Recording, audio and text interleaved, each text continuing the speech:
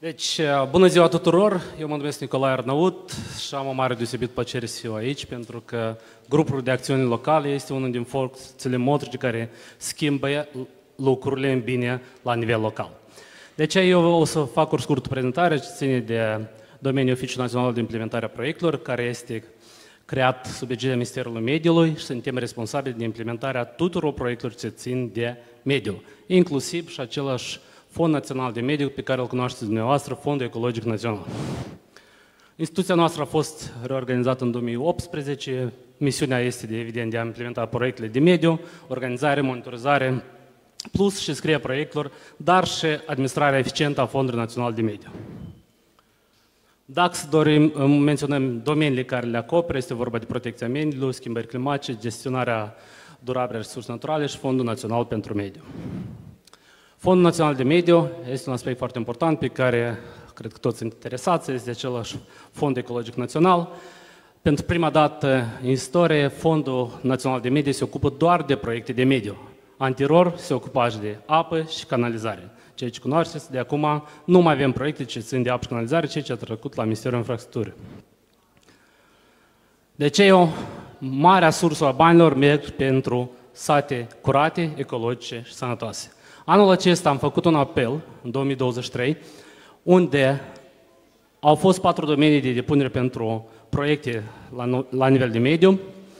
Vreau să zic că interesul a fost destul de mare, 265 de note conceptuale au fost la nivel național, în valoare de 1 miliard de lei, iar pe final am selectat 104 proiecte în valoare de 250 de milioane de lei care vor fi implementate perioada 2024-2026. Aici o să vedeți cea mai mare parte din proiecte au mers pe managementul integral al deșeurilor, apoi resursele de apă, protecția biodiversității și schimbări climatice. Aici mă refer la lichidarea gunoiușilor, procurarea de tomberoane, sectorul 2 include decomatarea de iazuri, râuri, biodiversitate, plantații de păduri, parcuri, iar 4 ține de schimbări climatice și protecția aerului atmosferic. Aici sunt proiectele care le mai avem implementate din anii trecuți, nu o să mă opresc la ele. Practic, campania care am început-o a inclus și aspectul de o scurtă prezentare a ceea ce înseamnă proiectul național de mediu. Avem o campanie care a fost realizată cu succes. În același context, avem și primele rezultate de implementare a proiectelor. O să vă arăt un model. Este vorba de un proiect micuț la Sipoteni, Călăraș.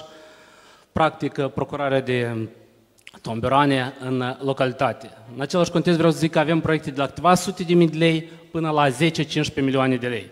Cum avem în satul Plop, de exemplu, Dondușani, unde avem decomatarea râului cu boltă. Sau la Itulie, care este de 13 milioane de lei. Deci sunt proiecte foarte mari, iar cea mai mare parte din bani din proiecte au mers către autoritățile publice locale. Așa că din 104 proiecte, aproximativ 80-90 de proiecte au mers în satele noastre. Deci aveți o posibilitate de a aplica la aceste proiecte pentru a câștiga bani. Mai mulți în vederea soluționării problemei ce sunt de mediu în localitate.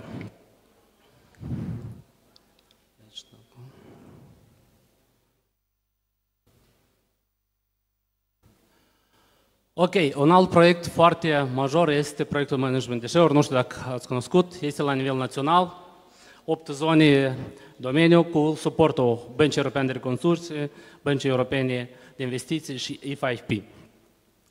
Acesta este modelul care ar trebui să fie în Republica Moldova, colectarea la nivel de localități, colectarea separată, apoi asigurarea stațiilor de transfer și depozitarea finală în depozitul regional la nivel regional. Deci aici avem 8 zone regionale unde acest proiect este implementat. La un moment suntem în zona 1, 5 și 8, care cele mai progresiste la nivel de implementare, iar zona 5, practic, o să fie modelul care o să urmeze celelalte, pentru că este la o etapă mai înaltă de implementare. Aici sunt aspectele ce s-a asigurat în zona 5, studii de fizabilitate, alocarea terenurilor, selectarea operatorului regional.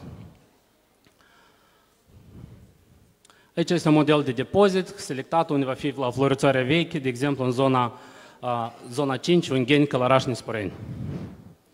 Aici este un model de depozit, ca să cunoașteți un model de depozit european, ca să avem o viziune clară, pentru că cele ce sunt gunoișile actuale total diferite de cei ce sunt la nivel european, un strat care este protejat, apele freatice sunt protejate de aceste scurge care vin de la deșeuri. Practic, acesta ar fi un model care ar trebui să fie urmat în Republica Moldova.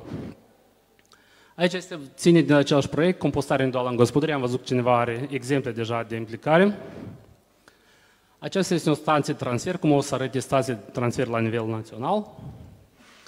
Practic, pe fiecare zonă, costul este de aproximativ 20 milioane de euro. Deci, la moment avem zona 1, zona 5 și 8 care sunt în implementare. Un alt program european, foarte util pentru Republica Moldova, este programul european LIFE, care în 2022 Republica Moldova a semnat acord, în 2023 s-a început acțiune. Este cel mai mare program european de finanțare, care cuprinde 5,4 miliarde de euro. Practic, Republica Moldova devine membru. Pentru prima dată în 2023 a depus 8 aplicații la acest program LIFE, iar o aplicație a fost validată de către Comisia Europeană, iar noi împreună cu Grecia implementăm un prim proiect pe programul LIFE. Principalele surse de informare, pentru ca să cunoașteți care sunt proiectele în derulare, vă rog să vă notați, este site-ul nostru unipm.gov.md, plus pagina noastră de Facebook, unde este Oficiul Național de Implementare a Proiectului Domeniul Mediu, dați like și acolo o să vedeți toate informații de proiecte, de apeluri care vor fi lansate pe parcursul anului în Republica Moldova de către Oficiul Național de Implementare a Proiectului. Mersi! Pentru că mai avem 2 minute, o să vă arăt un video care l-am creat în special pentru proiectele care sunt în implementare. În sectoarele degradate din localitatea ta. Dacă te preocupă problema resurselor de apă, vino la curățarea și reabilitarea malurilor râurilor, cât și la decolmatarea lor. Și pentru că suntem nevoiți să ne adaptăm la schimbări climatice, sunt în desfășurare alte 22 de proiecte. Poți să pui umărul și aici. Te întrebi cum? Informează-te la primărie despre proiectele din localitatea ta. Monitorizează și participă voluntar. Îndeamnă-ți și prietenii să ți se alăture. Fiecare putem planta, putem curăța. Pagina noastră web și de acolo veți putea să urmăriți și acest filmuleț. Mulțumim, domnul Arnaut, pentru prezentarea acestor perspective.